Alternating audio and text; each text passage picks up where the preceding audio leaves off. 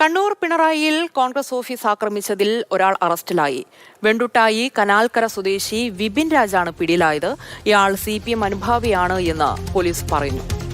Felix ചേരുന്നുണ്ട് കൂടുതൽ വിവരങ്ങളുമായി. ഫെലിക്സ്, ഈ ഓഫീസ് ആക്രമിച്ച് തകർത്തത് CPM-കാരാണ് എന്നുള്ള ആക്ഷേപം നേരത്തെ തന്നെ കോൺഗ്രസ് ഉന്നയിച്ചതാണ്. ഇതിപ്പോൾ സ്ഥിരീകരിക്കുന്ന റിപ്പോർട്ടുകളാണ് പുറത്തുവരുന്നത്.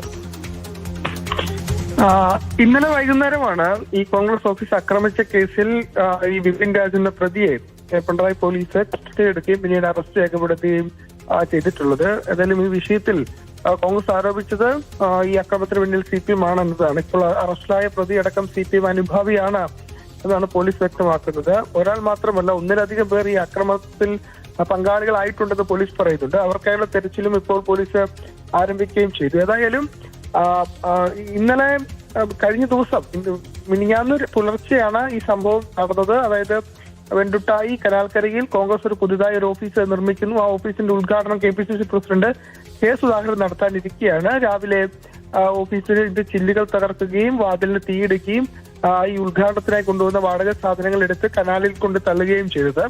അതിന് പിന്നാലെ ഈ ഓഫീസ് ഈ K. സുധാകരൻ നേരിട്ടെത്തി ഉദ്ഘാടനം ചെയ്യുകയും ചില വെല്ലുവിളികൾ സുധാകരൻ നടത്തുകയും ചെയ്തിരുന്നു. അതായത് CPM ഓഫീസും തങ്ങൾക്ക് പൊളിക്കാൻ അറിയാം, ഒറ്റ രാത്രി മതി എന്നതായിരുന്നു സുധാകരൻ അവിടെ നടത്തിയ സമ്മേളനത്തിൽ വ്യക്തമാക്കുകയും ചെയ്തു. ഈ വിഷയത്തിൽ പോലീസിന്റെ നടപടി ഉണ്ടായിരിക്കുന്നതാണ് ഏറ്റവും പ്രധാനപ്പെട്ട കാര്യം.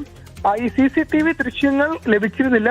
ഈ CCTV വിച്ഛേദിച്ചതിന് ശേഷമാണ് അവിടെ ഇത്തരമൊരു ആക്രമണം നടക്കുകയും ചെയ്തത്. ഏതായാലും പോലീസ് പിന്നീട് നടത്തിയ അന്വേഷണത്തിലാണ് ഇപ്പോൾ ഒരു പ്രതി അറസ്റ്റിലായിട്ടുള്ളത്. മറ്റു പ്രതികൾക്കായുള്ള അന്വേഷണവും ഇപ്പോൾ പോലീസ് ആരംഭിച്ചിട്ടുണ്ട്.